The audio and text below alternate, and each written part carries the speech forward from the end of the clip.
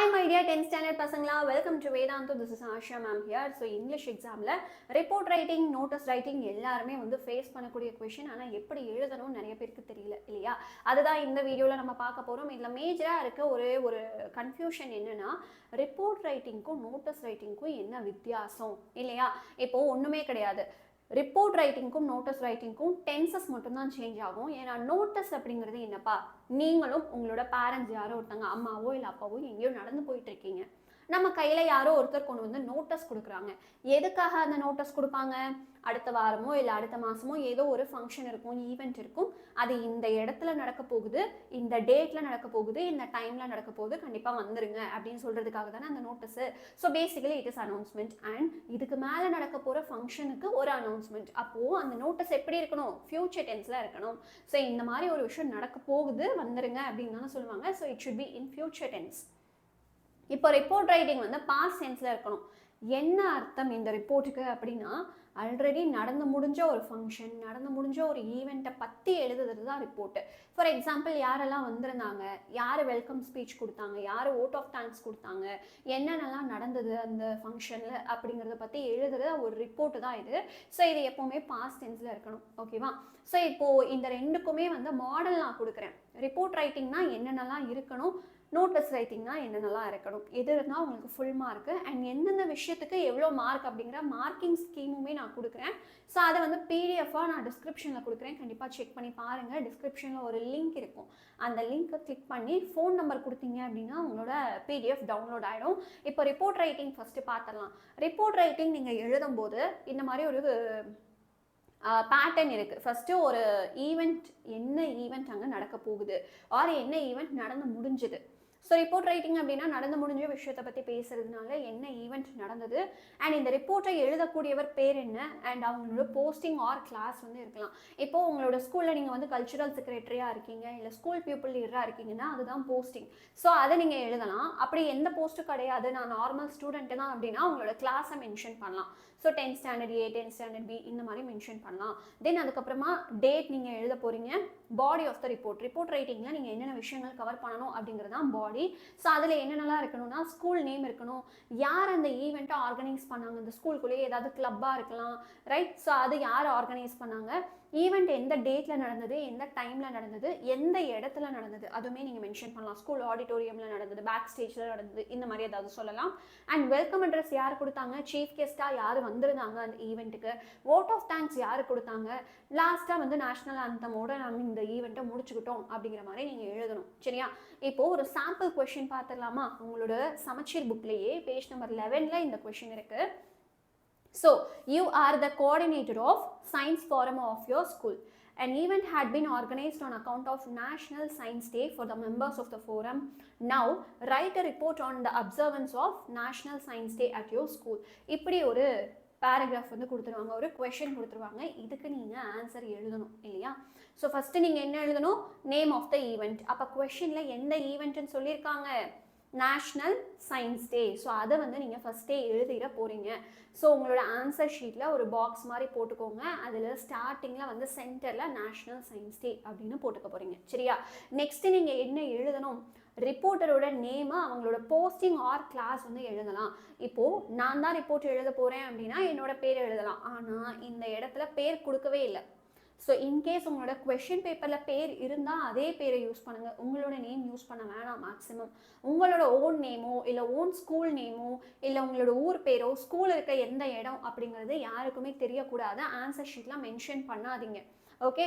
You are the coordinator of science forum of your school. அது மட்டும் தான் கொடுத்துருக்காங்க, பேர் கொடுக்கல. அப்போ பேருக்கு பதிலாக நீங்கள் ஏபிசி போடலாம், எக்ஸ்எக்ஸ்எக்ஸ் போடலாம், ஒய்ஒய்ஒய் என்ன வேணால் போட்டுக்கலாம். உங்களோட ரியல் நேமை எக்ஸ்போஸ் பண்ணாதீங்க. பட் இன்கேஸ் உங்களுக்கு வந்து இங்கே நேம் கொடுத்துருக்காங்கன்னா you can use the same name. இப்போ என்ன போஸ்டிங் உங்களுக்கு? சயின்ஸ் ஃபாரமில் நீங்கள் ஒரு கோஆர்டினேட்டராக இருக்கீங்க, அதை வந்து நீங்கள் எழுதிக்கலாம். ஸோ இந்த இடத்துல ரம்யா அப்படின்னு நான் சும்மா சாம்பிளுக்கு போட்டிருக்கேன். ரம்யா அப்படிங்கிற பேரும் கூட உங்களோட கொஷின் பேப்பரில் கொடுக்கலன்னா போட வேணாம், எக்ஸ்எக்ஸ்எக்ஸ்னே போட்டுருங்க. கமா போட்டு உங்களோட posting, coordinator of science forum. In case உங்களுக்கு எந்த போஸ்டிங்கும் கிடையாது அப்படின்னா 10th A 10th B உங்களோட ஸ்கூலில் என்ன கிளாஸோ என்ன செக்ஷனோ அதை மென்ஷன் பண்ணிக்கோங்க. தென் டேட் எழுத போகிறீங்க. அதுக்கப்புறமா டேட் வந்து உங்களோட இதிலெல்லாம் கொடுக்க மாட்டாங்க, கொஷனில் கொடுக்க மாட்டாங்க. கொஷனில் அந்த ஈவெண்ட்டோட டேட் தான் இருக்கும். அந்த ஈவெண்ட் முடிஞ்சதுக்கப்புறமா தான் நீங்கள் ரிப்போர்ட் எழுத போகிறீங்க. ஸோ நீங்கள் எந்த டே எக்ஸாம் எழுதுறீங்களோ அந்த டேட் வந்து நீங்கள் எழுதிக்கலாம். நான் 7th February அப்படின்னு போட்டிருக்கேன். தென் பாடி ஆஃப் த ரிப்போர்ட் எழுதணும் இல்லையா? அந்த பாடி ஆஃப் த ரிப்போர்ட்டில் ஃபர்ஸ்ட்டு என்னென்னலாம் இருக்கணும் அப்படின்னு பார்த்தீங்கன்னா, எந்த இடத்துல அந்த ஈவெண்ட் நடந்தது, யார் வந்து அதை கண்டக்ட் பண்ணாங்க, எந்த டேட்டில் நடந்தது, யார் சீஃப் கெஸ்ட்டாக வந்திருந்தாங்க, யார் வெல்கம் ஸ்பீச் கொடுத்தாங்க, வோட் ஆஃப் தேங்க்ஸ் கொடுத்தாங்க, இது எல்லாமே இன்க்ளூட் பண்ண சொன்னேன்னா அப்போ அது எல்லாமே இருக்கணும். Science forum of ABC school அப்படின்னு மென்ஷன் பண்ணிக்கலாம். ஏன்னா உங்களோட ஸ்கூல் நேம் வந்து கொஷின் பேப்பரில் கொடுக்கல, அதனால் ABC ஸ்கூல் 𝑬𝒙𝒑𝒧𝒐. இந்த இடத்துல 𝑬𝒙𝒑𝒧𝒐 அப்படிங்கிறது ஊர் பேர். அந்த ஸ்கூல் எந்த இடத்துல இருக்கோ அதுதான் 𝑬𝒙𝒑𝒧𝒐 மென்ஷன் பண்ணியிருக்கோம். இவங்க தான் ஆர்கனைஸ் பண்ணியிருக்காங்க. அப்போ ஆர்கனைஸ் பண்ணது யாருங்கிறத சொல்லியாச்சு, ஆல்சோ ஸ்கூல் நேமும் சொல்லியாச்சு. என்ன ஆர்கனைஸ் பண்ணாங்க? நேஷ்னல் சயின்ஸ் டே ஆர்கனைஸ் பண்ணாங்க. எப்போ? February 5 அன்னைக்கு 3:30 PM ஈவினிங் வந்து ஆர்கனைஸ் பண்ணாங்க. யார் சீஃப் கெஸ்ட்டாக வந்திருந்தாங்க? Famous psychiatrist of our town doctor Ramkumar was the chief guest. Okay. Lot of demo projects were presented by the students of all the classes. Our chief guest appreciated the students. So அந்த ஈவெண்ட்டில் என்ன நடந்தது அப்படிங்கிறத ஒரு சென்டென்ஸில் 2 சென்டென்ஸில் எழுதுங்க. இப்போ national science day அப்படின்னா நிறைய ப்ராஜெக்ட் எக்ஸிபிஷன்லாம் இருக்கும் இல்லையா? டெமோ ப்ராஜெக்ட்ஸ்லாம் வந்து ப்ரெசென்ட் பண்ண சொல்லுவாங்க. அந்த மாதிரி நடந்தது, சீஃப் கெஸ்ட்டும் அதெல்லாம் பார்த்து ரொம்ப அப்ரிஷியேட் பண்ணாங்க அப்படிங்கிறத 2 லைனில் எழுதியிருக்கோம். இதை தாண்டி our principal delivered the welcome address. Our chief guest spoke on recent advancement in technology. Vice principal of our school delivered vote of thanks. The event ended with the national anthem. So இப்படி தான் நீங்கள் முடிக்க போகிறீங்க. எந்த ஈவெண்ட்டாக இருந்தாலும் national ஆந்தமோட நாங்கள் முடிச்சுக்கிட்டோம் அப்படிங்கிறத last லைனில் மென்ஷன் பண்ணுங்கள். இப்போது marking scheme, national science day இல்லை என்ன ஈவெண்ட் அப்படிங்கிறத மென்ஷன் பண்ணுறீங்க இல்லையா? அதுக்கு 1 மார்க் இருக்க போகுது. உங்களோட நேம், உங்களோட போஸ்டிங் எழுதுறதுக்கு 1 மார்க் இருக்க போகுது. இந்த பாடி ஆஃப் தி லெட்டருக்கு 3 மார்க்ஸ். இந்த பாடியில் என்னெல்லாம் இருக்கணும், அந்த ஈவெண்ட்டை யார் ஆர்கனைஸ் பண்ணாங்க, எந்த டேட்டில் நடந்தது, என்ன டைமில் நடந்தது, யார் சீஃப் கெஸ்ட்டாக வந்தாங்க, என்ன அந்த ஈவெண்ட்டில் ஆக்சுவலி என்ன நடந்தது அப்படிங்கிறத 2 லைனில் சொல்லுங்கள். தென் வோட் ஆஃப் தேங்க்ஸ் யார் கொடுத்தா, வெல்கம் ஸ்பீச் யார் கொடுத்தா, it ended with national anthem. இதுதான் மேஜராக இருக்க ஒரு பேட்டர்ன். இதை ஃபாலோ பண்ணாலே உங்களுக்கு ஃபுல் 3 மார்க்ஸ் கிடைச்சிடும். சரியா? இப்போ நோட்டஸ் ரைட்டிங் போகலாமா? நோட்டஸ் அப்படிங்கிறது ஃபியூச்சரில் நடக்கக்கூடிய ஒரு விஷயத்தை பற்றி அனௌன்ஸ் பண்ணுறதுக்காக கொடுக்குற ஒரு விஷயம் தான் நோட்டஸ். ஸோ இதை ஃபியூச்சர் டென்ஸில் தான் இருக்கணும். ஸோ ரிப்போர்ட் எப்போவுமே பாஸ்ட் டென்ஸில் தான் இருக்கணும், இது ஃபியூச்சர் டென்ஸில் தான் இருக்கணும். நோட்டஸ் ரைட்டிங்க்கு ஃபஸ்ட்டு நோட்டஸ் அப்படிங்கிறத எழுதிக்கோங்க. தென் ஸ்கூல் நேமு அண்ட் என்ன ஈவெண்ட் நடக்க போகுது அப்படிங்கிறத எழுதிக்கோங்க. Date, body of the report and அந்த நோட்டஸை எழுதினவங்க யார் அப்படிங்கிறது கடைசியில் தான் இருக்கணும். ரிப்போர்ட் ரைட்டிங்கில் நம்ம ஸ்டார்டிங்லேயே கொடுத்துட போகிறோம். என்ன ஈவெண்ட்டுன்னு மென்ஷன் பண்ண உடனே உங்களோட பேர் இருக்கணும். பட் இங்கே லாஸ்ட்டில் இருந்தால் போதும். சரியா? இப்போது பாடி ஆஃப் த நோட்டஸில் என்னென்னலாம் இருக்க போகுது? All R inform. ஸோ இது வந்து ஒரு அனௌன்ஸ்மெண்ட் நோட்டஸ் தான் இல்லையா? அதனால எல்லாருக்கும் இது தெரியப்படுத்துகிறோம் அப்படிங்கிறது இருக்கணும். ஆல் ஆர் இன்ஃபார்ம்ட் அப்படிங்கிறது இருக்கணும். எந்த டேட்டில் அது நடக்க போகுது, எந்த பிளேஸில் அண்ட் எந்த டைமில் அந்த ஈவெண்ட் நடக்க போகுது அப்படிங்கிறத மென்ஷன் பண்ணுங்கள். என்ன ஈவெண்ட் அப்படிங்கிறத ஃபஸ்ட்டு மென்ஷன் பண்ணுங்கள். Then all are invited or welcomed அப்படிங்கிற வேர்டு வந்து கடைசியில் இருக்கணும். சரியா? இப்போது ஒரு சாம்பிள் பார்த்துடலாமா? இப்படி ஒரு கொஷின் இருக்குது. இதுவும் உங்களோட புக்கில் பேஜ் நம்பர் 112 இருக்க ஒரு கொஷின் தான். You are the school monitor, like school people leader Mari, of Modern Matriculation School, 𝑬𝒙𝒑𝒧𝒐𝒓𝒆. Your school principal has requested you to inform the students about a trip to 𝒎𝒃𝒄𝒏𝒅𝒂𝒏𝒂𝒏 for 3 days. Prepare a notice giving the details such as date of journey, mode of transportation, amount, dress code, etc. இப்போ உங்களோட ஸ்கூலில் வந்து ஒரு tour plan பண்ணியிருக்காங்க. அந்த tour வந்து 3 நாளைக்கு ஏற்காடுக்கு. So school principal என்ன சொல்லியிருக்காங்க? எல்லாருக்கும் இந்த விஷயத்தை பாஸ் பண்ணிவிடு, தெரியப்படுத்திடுன்னு சொல்லியிருக்காங்க. அண்ட் அடிஷ்னலாக வந்து எவ்வளோ அமௌண்ட் வந்து அந்த டூருக்கு ஆக போகுது, ட்ரெஸ் கோட் என்ன, எப்படி நம்ம போயிட்டு வர போகிறோம், ட்ரெயினா பஸ்ஸா அப்படிங்கிறத மென்ஷன் பண்ணு அப்படின்னு சொல்லியிருக்காங்க. ஸோ இப்படி ஒரு கொஷின் இருக்கும்போது ஃபஸ்ட்டு நீங்கள் என்ன எழுத போகிறீங்க? நோட்டஸ் அப்படிங்கிறத எழுதிக்கணும். நோட்டஸ் ரைட்டிங்காக இருந்தாலும் ரிப்போர்ட் ரைட்டிங்காக இருந்தாலும் ஒரு பாக்ஸ் போட்டுக்கோங்க. உங்களோட ஆன்சர் ஷீட்டில் ஒரு பாக்ஸ் போட்டு ஸ்டார்ட் பண்ணுங்கள். ஸோ கண்டென்ட் எல்லாமே அந்த பாக்ஸ்குள்ளே இருக்கணும். நோட்டஸ் அப்படிங்கிறத எழுதிக்கலாம். நெக்ஸ்ட்டு ஸ்கூல் நேமு அண்ட் என்ன ஈவெண்ட் அப்படிங்கிறத லைனாக எழுதுங்க. ஸோ நோட்டஸ்னே எழுதின உடனேயே வந்து என்ன ஸ்கூல் நேம் கொடுத்துருக்காங்க கொஷினில்? Modern matriculation school Villupuram. என்ன ஈவெண்ட்டு? Trip to Yercaud. இதுதான் நீங்கள் எழுத போகிறீங்க. சரியா? So modern matriculation school Villupuram, trip to Yercaud. முடிஞ்சுதான்? ஓகே, ஸோ நெக்ஸ்ட்டு நம்ம என்ன எழுத போகிறோம், ஸ்கூல் நேம் அண்ட் ஈவெண்ட் முடிச்சதுக்கப்புறமா டேட் எழுத போகிறோம். ஸோ இது வந்து நீங்கள் எப்போ அந்த எக்ஸாம் எழுதுறீங்களோ அந்த டேட் எழுதிக்கலாம். ஓகேவா? So 8th February 2005. இப்போ நெக்ஸ்ட் என்ன இருக்கணும், பாடி ஆஃப் த நோட்டீஸ் இருக்கணும். ஸோ அந்த பாடி ஆஃப் த நோட்டீஸில் உங்களோட கொஷின் ஒன்ஸ் அகெயின் படிங்க, என்னென்னலாம் சொல்லியிருக்காங்க.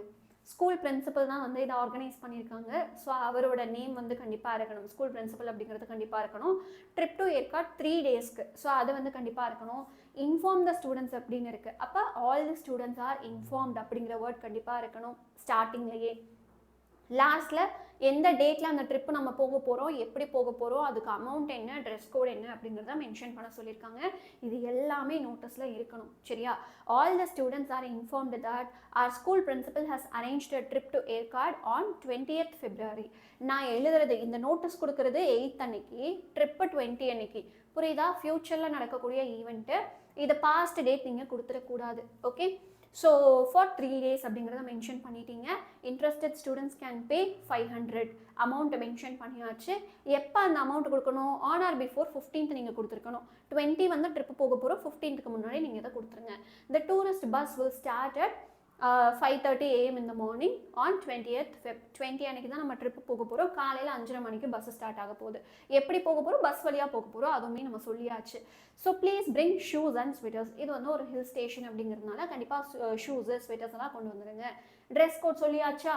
இப்போது லாஸ்ட்டாக என்ன எழுத போகிறோம், நோட்டீஸ் யார் எழுதினாங்க, அவங்களோட கிளாஸு இல்லை போஸ்டிங் வந்து மென்ஷன் பண்ணணும். உங்களோட கொஷின் பேப்பரில் என்ன கொடுத்துருந்தாங்க, ஸ்கூல் மானிட்டர் அப்படின்னு கொடுத்துருந்தாங்க இல்லையா, அதை வந்து கண்டிப்பாக மென்ஷன் பண்ணணும். ஸோ இங்கே பார்த்தீங்கன்னா XXX ஸ்கூல் மானிட்டர், இந்த இடத்துலையும் பேர் வந்து கொடுக்கல, அதனால் நானாக XXXன்னு போட்டுட்டேன். இப்படி தான் உங்களோட டிப்பிக்கல் நோட்டீஸ் வந்து இருக்கணும். ஸோ இதில் மார்க்கிங் ஸ்கீம் ஃபஸ்ட்டு பார்த்துடலாமா? நோட்டீஸ்னு எழுத போகிறீங்க, ஸ்கூல் நேமு என்ன ஈவெண்ட்டுன்னு எழுதுறதுக்கு 3க்குமே சேர்த்து 1 மார்க். சரியா?